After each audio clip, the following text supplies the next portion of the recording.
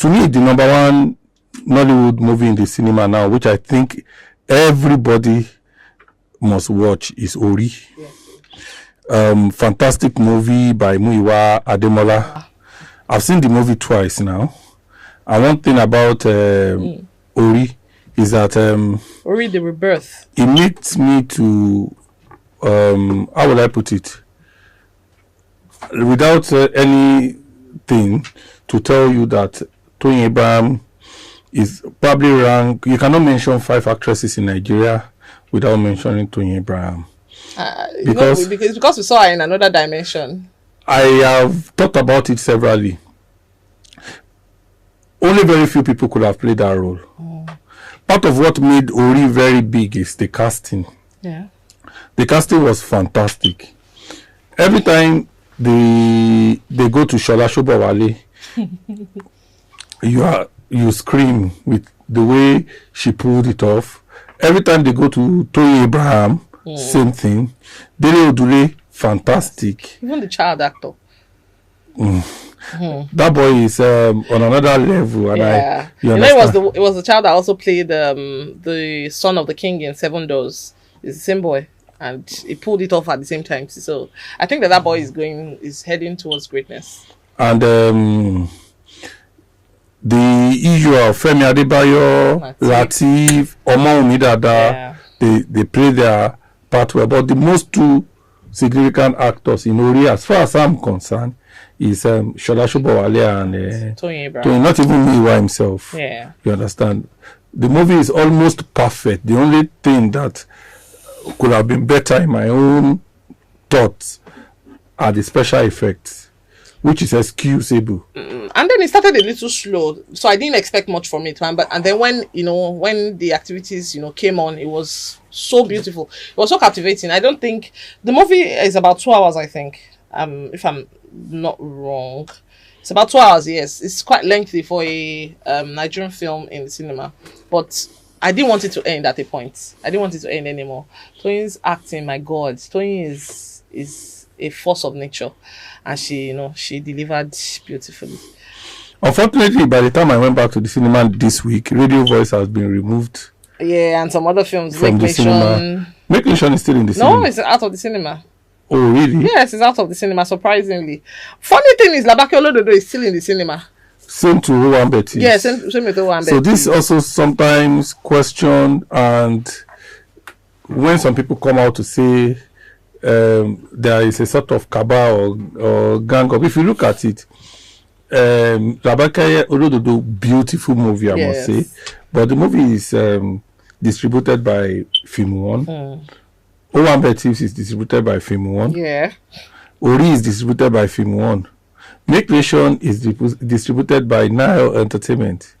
So I think it's a question of people coming to the cinema to see the film. For example, if I'm a cinema operator, people are still seeing Make Nation. I'm not talking as many people are asking for Make Nation as opposed to a film like, let's say, Ori, for example. I'm surprised. No, I'm not saying that Ori should not still be in the cinema. Of course not. Mine is this. I'm saying that Labake Olododo was released 2 weeks ahead of Make Nation and the rest of it. So, I don't know. I think it's a question of marketing. I don't agree. And I'll give you why I say I don't agree. In December, when there was the major noise, when AY's film came, even in the first week of AY's film, when people have not decided I'm watching, I'm not watching, the best timing for him, it was only one prime time they gave him. Okay. The other were 1 o'clock, 11 o'clock. You understand? In some very good cinema locations. That's what people are saying. Aduni people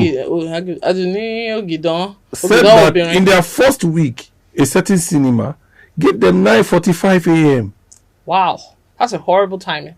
You understand? So horrible. Those are the things people are saying. And sometimes when people don't see the film and go and tell others, that film is nice, people don't watch.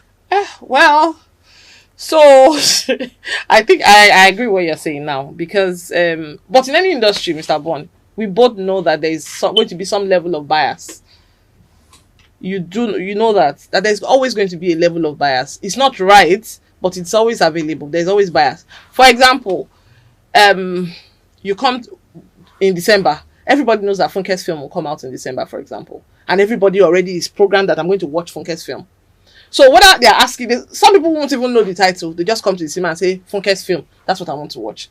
It's a question of numbers. But some people will come to the cinemas and look at the film and say, "Oh, I've heard of this film. It's nice. Let me see it." That's the crowd for that is so much smaller than the crowd that comes just for that crowd effect. So I think by the time we wait, maybe 70% of that is, like I said, is from marketing and from the noise that they make before the film. Which brings us back to the idea of dancing for your film or not dancing for your film. And when you're talking about dancing for your film, I subscribe to dance because dancing does not get me to watch it. Wait. When I am talking about dancing for your film, I must give it to Eniola Jao. She's a fantastic dancer. Apart from she's a fantastic dancer, she has how would I put it? She has been able to push her film so well. No matter what you say about the film, no matter what you understand, she has put it on the face of people. Yes. Made a beautiful trailer and the poster. And the poster is really everywhere. Nice and it's everywhere. So what has that done to her? People are watching. Yes. But I'm afraid that she won't recoup the money that she's spending on that much marketing and PR. I'm afraid. I'm not saying she can't, but I'm afraid that she won't recoup that amount of money because it's a lot. By the time you look at the logistics involved in, when I went to the cinema, I think about 3 weeks after the film came out or 4 weeks after, she was still in the cinema selling tickets. And I'm wondering at the amount of people were still selling on her behalf. People were still, canvassing on her behalf. And I'm wondering that's a lot of effort to put into one film, a film that has actually become a sort of bestseller in filmmaking, a box office success, so to speak. It's a lot of money. It's a lot of time. It's a lot of effort. Is she going to recoup that amount of money back? That's what I'm worried about. But no doubt, she has cracked the code and she has done really well. And I think one of the things most of the producers are doing now is that when your movie is successful in the cinema, it is easier to sell it to streaming platforms. A streaming platform. And so those are one of the ways they are relying on to make back their money back. Okay. And the money from streaming platform comes in dollars. Yes, so it's so much better than whatever you make in the cinema. I mean, whatever you make in the cinema, you still have to share it with your distributor. You still have to share it. But whatever you make in the streaming network too, you still have to share with because you don't get to sell the movie directly to the streaming platform. True, so you sell through an aggregator. But 10% of 50 million is a lot than 10% of nothing. I agree. So everybody's winning when you sell it to a streaming. So you have made money in the cinema, you sell it to streaming platforms, you make money from it again, which is good for the industry anyway. It means that more people will take the risk to make good films and also market their films well. So mine is that we should think of another way of marketing other than dancing. There are some films that have come into the... Yes, we should actually. We should. And when everybody was rushing to go to the cinema in April, I think that one film to watch out for in May now is My Mother is a Witch. I've seen the trailer. No, I haven't. And I've seen they've already started dancing to push the movie. The dance the dance of the filmmaker. I'm not joking. They've already started dancing. If you go to Ifeanyi's Instagram pages and Mercy Aigbe Instagram pages, they are both really dancing to push the movie. But I will be disappointed if the film is not top notch for 3 reasons. One, I love the teaser. The teaser is really intense. The way they pushed Mercy Aigbe. I saw Mercy Aigbe in another. When she posted it, I said, "You are a real witch," because she's the one playing the witch in the movie. Efe released the trailer, I think last week. Beautiful. And you need to see the unique way she's inviting people for the premiere. Okay. I'm lucky I got a premiere invite yesterday. She said, I am Imuyaton, but call me Jess, and I need you. Yes, you. Come help me figure out if my mother is just an African mother or a full-blown witch. My mother is a witch. May 18, 5 p.m., Film 1, Palms. team touch of red, please, I promise she won't slap unless provoked. Okay, that's creative. That's very You understand? So I'm seeing a lot of, that's why I'm talking about different creative idea instead of just That's a dancing. creative idea, but you know that will only sell to someone to the elite.